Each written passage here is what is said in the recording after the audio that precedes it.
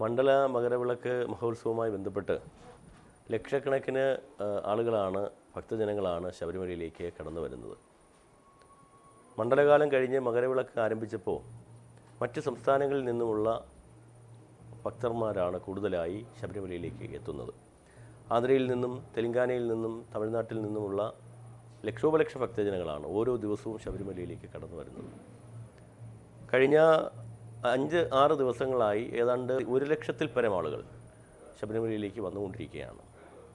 അപ്പോൾ സ്വാഭാവികമായും ഈ മകരവിളക്കുമായ അടുത്ത ദിവസങ്ങളിൽ ഞങ്ങൾ അനുഭവിക്കാൻ പോകുന്ന ഒരു ചെറിയ പ്രതിസന്ധി, 10-ാം തീയതിക്ക് ശേഷം ഇവിടെ വരുന്ന ഭക്തരെല്ലാം തന്നെ മകരവിളക്ക് കാണുവാൻ വേണ്ടി ഇവിടെ തന്നെ തങ്ങി നിൽക്കുന്ന ഒരു അവസ്ഥയുണ്ടാവും.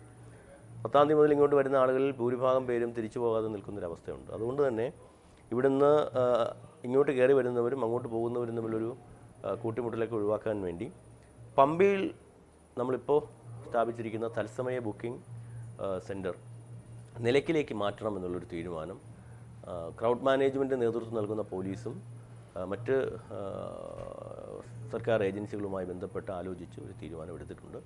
അത് ADGP ശ്രീജിത്തുമായിട്ടും ബഹുമാനപ്പെട്ട ദേവസ്വം വകുപ്പ് മന്ത്രിയുമായിട്ടും എല്ലാവരോടും കൂടി ആലോചിച്ചിട്ടാണ് നമ്മൾ ഈ പമ്പയിൽ പ്രവർത്തിക്കുന്ന തത്സമയ ബുക്കിംഗ് സെൻറ്റർ നിലയ്ക്കലേക്ക് നാളെ മുതൽ മാറ്റുവാനുള്ള സംവിധാനത്തെക്കുറിച്ചാണ് ഞങ്ങളിപ്പോൾ ആലോചിച്ചുകൊണ്ടിരിക്കുന്നത്.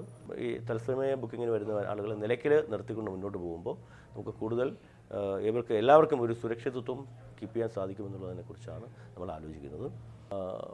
13-ാം തീയതി മുതൽ വെർച്വൽ ക്യൂ നമ്മൾ 50,000-ആയി നിജപ്പെടുത്തിയിട്ടുണ്ട്. 14-ാം തീയതി 40,000-ആയി നിജപ്പെടുത്തിയിട്ടുണ്ട്. 14-ാം തീയതിയാണ് മകരവിളക്ക്. സ്വാഭാവികമായും മകരവിളക്ക് കഴിഞ്ഞ് ഒരു 7 മണിയാകുമ്പോൾ ഈ സന്നിധാനത്ത് നിന്നും ഭക്തജനങ്ങൾ ഒരു പ്രവാഹം പോലെ പമ്പയിലേക്ക് പോകും. അതുകൊണ്ട് തന്നെ 15-ാം തീയതി ആൾറെഡി നേരത്തെ 70,000 വെർച്വൽ ക്യൂവിൽ ഞങ്ങൾ ബുക്ക് ചെയ്യുവാൻ തുറന്നു കൊടുത്തിരുന്നു. പക്ഷേ ഞങ്ങൾക്ക് ഭക്തജനങ്ങളോടുള്ളൊരു റിക്വസ്റ്റ്, 6 മണിക്ക് ശേഷം മാത്രമേ ഭക്തജനങ്ങൾ ശബരിമലയിലേക്ക് കടന്നു വരാവൂ, സന്നിധാനത്തേക്ക് പ്രത്യേകിച്ച് പമ്പയിലേക്ക് കടന്നു വരാവൂ എന്നുള്ളതാണ് ഞങ്ങളുടെ റിക്വസ്റ്റ്. 15-ാം തീയതി വെർച്വൽ ക്യൂവിൽ ബുക്ക് ചെയ്തിരിക്കുന്ന 70,000 പേർക്ക് ഞങ്ങൾ മെസ്സേജ് അയച്ചിട്ടുണ്ട്. കാരണം 3 മണി മുതൽ 4 മണി വരെയുള്ള സ്ലോട്ട് രാവിലെ, 4 മണി മുതൽ 5 മണി വരെയുള്ള സ്ലോട്ട്, 5 മണി മുതൽ 6 മണി വരെയുള്ള സ്ലോട്ട്, ഈ 3 സ്ലോട്ടുകളും ബുക്ക് ചെയ്തിരിക്കുന്ന ഭക്തജനങ്ങൾ ഇവിടേക്ക് 6 മണിക്ക് ശേഷം വന്നാൽ മതിയാകും.